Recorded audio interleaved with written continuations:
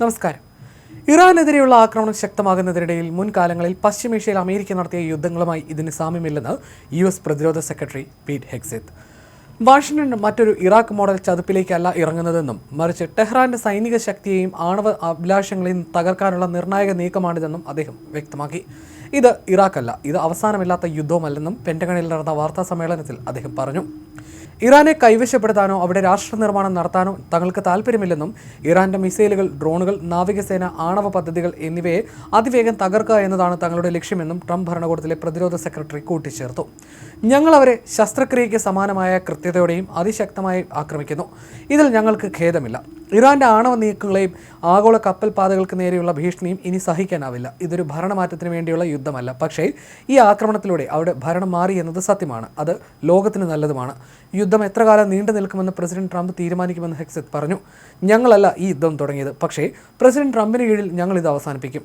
അമേരിക്കക്കാർക്ക് നേരെയുള്ള അവരുടെ യുദ്ധത്തിന്, അവരുടെ ആയത്തുള്ളക്കെതിരെയുള്ള ഞങ്ങളുടെ പ്രതികാരത്തിലൂടെ ഞങ്ങൾ മറുപടി നൽകുന്നു.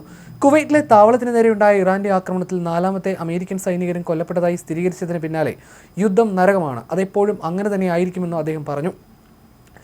ആണവ ഭീഷണികളിലൂടെ, ബ്ലാക്ക്മെയിലിലൂടെ പരമ്പരാഗത കവചം തീർക്കാനാണ് ഇറാൻ ശക്തമായി മിസൈലുകളും ഡ്രോണുകളും നിർമ്മിച്ചിരുന്നതെന്നും ഹെഗ്സെത്ത് വിശദീകരിച്ചു. ഇറാനിലെ ഇസ്ലാമിക ഭരണകൂടത്തെ തകർക്കുമെന്നും അദ്ദേഹം പറഞ്ഞു. ഞങ്ങളിത് അവസാനിപ്പിക്കുമെന്നും അദ്ദേഹം പറഞ്ഞു. ഇറാനിലെ സൈനിക ദൗത്യത്തിന്റെ ലക്ഷ്യങ്ങളെക്കുറിച്ച് അദ്ദേഹം വ്യക്തമാക്കി. ഭരണമാറ്റം ഇതിൽ ഉൾപ്പെടുന്നില്ല എന്ന് അദ്ദേഹം പറഞ്ഞു. ഈ ഓപ്പറേഷൻ വ്യക്തവും നിർണായകവുമായ ഒന്നാണ്. മിസൈൽ ഭീഷണി തകർക്കുക, നാവികസേനയെ ഇല്ലാതാക്കുക, ആണവായുധങ്ങൾ അനുവദിക്കാതിരിക്കുക. ഇതുകൂടി അറിഞ്ഞു വെക്കുക. അഗ്നി പരീക്ഷണങ്ങൾക്കിടയിലും വിമർശനങ്ങൾക്കിടയിലും വ്യാജ വാർത്തകൾക്കിടയിലും പ്രസിഡന്റ് ട്രംപും ഞാനും എപ്പോഴും നിങ്ങളുടെ കൂടെയുണ്ട്. ലോകം ഇന്നുവരെ കണ്ടിട്ടുള്ളതിൽ വെച്ച് ഏറ്റവും മികച്ചതും മാരകവുമായ പോരാട്ട വീര്യമുള്ള സൈന്യമായ നിങ്ങളെ ഞങ്ങൾ സ്വതന്ത്രരാക്കുന്നുവെന്നാണ് ഹെഗ്സെത്ത് തന്റെ വാക്കുകൾ പറഞ്ഞ് അവസാനിപ്പിച്ചത്. ഞങ്ങൾക്ക് എത്രത്തോളം മുന്നോട്ട് പോകണോ അത്രത്തോളം ഞങ്ങൾ മുന്നോട്ട് പോകുമെന്നും അദ്ദേഹം കൂട്ടിച്ചേർത്തു.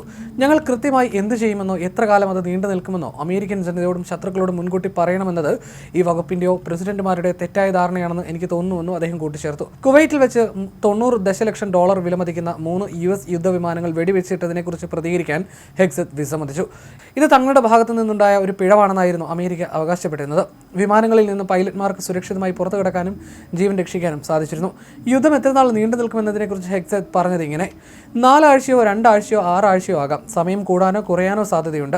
ഇറാനിലെ ഈ സൈനിക നടപടി മുൻപ് നടന്ന ഇറാഖ്, അഫ്ഗാനിസ്ഥാൻ യുദ്ധങ്ങളിൽ നിന്ന് വ്യത്യസ്തമാണെന്ന് അദ്ദേഹം വ്യക്തമാക്കി. ഇറാനിൽ ജനാധിപത്യം കെട്ടിപ്പടുക്കാനുള്ള ശ്രമമല്ല ഈ യുദ്ധമെന്നും അദ്ദേഹം കൂട്ടിച്ചേർത്തു. കഴിഞ്ഞ ശനിയാഴ്ച ഇറാന്റെ പരമോന്നത നേതാവ് അയത്തുള്ള അലി ഖമീനിയെയും മുതിർന്ന കമാൻഡർമാരെയും വധിച്ചുകൊണ്ടാണ് US ഇസ്രായേൽ സംയുക്ത ആക്രമണം ആരംഭിച്ചത്. ഇതിന് പിന്നാലെ ഇസ്രായേലിനും ഗൾഫ് രാജ്യങ്ങൾക്കും പാശ്ചാത്യ സൈനിക താവളങ്ങൾക്ക് നേരെ ഇറാൻ മിസൈൽ ഡ്രോൺ ആക്രമണങ്ങൾ നടത്തി. ലെബനനിൽ ഹിസ്ബുള്ളയും ഇസ്രായേലിനെതിരെ പുതിയ പോർമുഖം തുറന്നു. US joint chief of staff general Daniel Kane ആക്രമണത്തിന്റെ വ്യാപ്തി വെളിപ്പെടുത്തി. ഓപ്പറേഷൻ എപ്പിക് ഫ്യൂറിക്ക് പ്രസിഡന്റ് ട്രംപ് അംഗീകാരം നൽകി. ഒളിച്ചോടില്ല, ദൗത്യം തുടരുമെന്നായിരുന്നു ട്രംപിന്റെ നിർദ്ദേശം.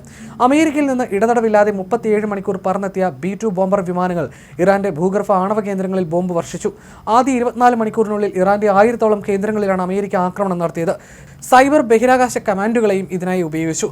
യുദ്ധം എത്ര കാലം നീണ്ടു നിൽക്കുമെന്ന ചോദ്യത്തിന് ഏകദേശം 4 ആഴ്ചയോ അതിൽ കുറവോ സമയം കൊണ്ട് ഇത് അവസാനിക്കുമെന്ന് ഡൊണാൾഡ് ട്രംപ് പറഞ്ഞു. ഇതൊരു വലിയ രാജ്യമാണ്, അതുകൊണ്ട് 4 ആഴ്ചയോളം എടുത്തേക്കാമെന്ന് ട്രംപ് ഡെയിലി മെയിലിന് നൽകിയ അഭിമുഖത്തിൽ വ്യക്തമാക്കി. കുവൈറ്റിലെ US താവളത്തിന് നേരെയുണ്ടായ ആക്രമണത്തിൽ 4ാമത്തെ അമേരിക്കൻ സൈനികനും കൊല്ലപ്പെട്ടതായും അമേരിക്ക സ്ഥിരീകരിച്ചിരുന്നു. അമേരിക്കക്കാരെ കൊന്നാൽ ലോകത്തിന്റെ ഏത് കോണിലായാലും ഞങ്ങൾ നിങ്ങളെ വേട്ടയാടി വധിക്കുമെന്ന് ഹെഗ്സെത്ത് ഇറാനിലെ ഭരണകൂടത്തിന് കടുത്ത മുന്നറിയിപ്പ് നൽകി.